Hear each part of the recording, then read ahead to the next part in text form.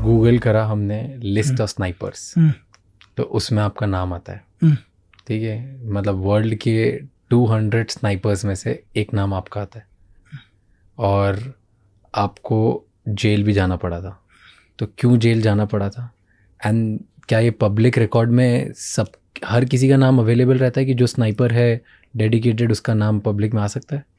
नहीं, एक्चुअली क्या है सर, देखिए कि हर किसी का नाम भी नहीं आ सकता है, डिपेंड करता है नाम कौन डालता है।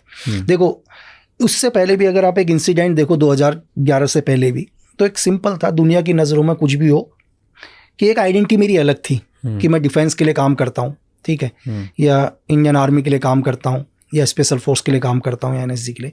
देन आने के बाद धीरे धीरे जब मुझे एक डबल मर्डर के केस में एक किलिंग होती है उत्तराखंड के अंदर, और उस किलिंग में अरेस्ट होता हूँ मैं, ठीक है, तो इसमें उस टाइम यूपीए की गवर्नमेंट थी, और यूपीए की गवर्नमेंट डिसाइड करती है, वहाँ की पुलिस और दिल्ली पुलिस और यूपी से कुछ बुलाए हुए, कि इस किलिंग के पीछे इसका हाथ है करके। तो कैसे, क्यों आपको ही क्यों पकड़ा, राजू पारगाई और अमित आर्या केस पर? ये दोनों कौन थे? एक्चुअली दोनों, अगर आप रिकॉर्ड देखो तो दोनों के हिसाब से एज ए गवर्नमेंट रिकॉर्ड में दोनों एक बड़े गैंगस्टर्स हैं, ठीक है, दोनों बड़े गैंगस्टर्स, और कई केसेस हैं उनके ऊपर। मर्डर्स केस तो आम बात है, ठीक है, लेकिन कुछ आर्म्स डीलिंग्स पर भी हाथ है इनका। ओके, तो इलीगली वेपन स्मगल करते थे? वेपन्स और मर्डर्स तो आम बात थी, मर्डर्स वगैरह तो बहुत हैं।